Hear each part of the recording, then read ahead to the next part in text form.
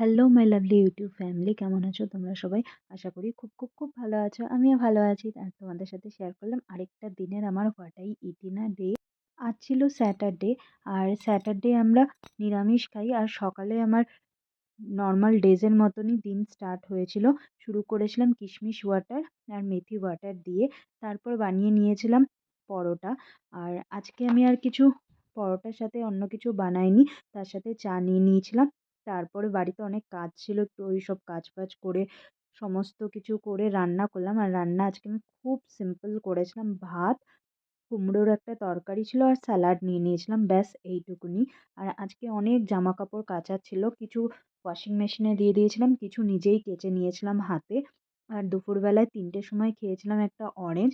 আর বিকেলবেলায় খুব খিদে পাচ্ছিল আর কিছু একটু গরম টাইপের কিছু খেতে ইচ্ছা করছিল। আর তোমরা অবশ্যই কমেন্ট বক্সে জানিও তোমাদের ওখানে ঠান্ডা কেমন পড়েছে। ব্যাঙ্গালোরে হালকা ঠান্ডা পড়েছে, বাড়িতে সোয়েটার পরতে হচ্ছে না, কিন্তু সকালবেলাতে ঠান্ডা ঠান্ডা ভাবটা থাকছে।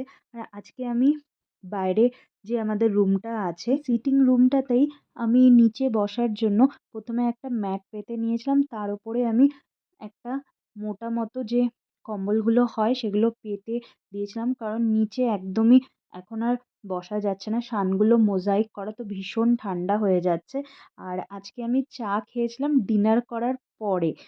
মাঝে, মাঝে যেদিন আমি বাড়িতে থাকি সেদিনকে আমি ছেলেকে নিয়ে একটু বসি পড়ানোর জন্য।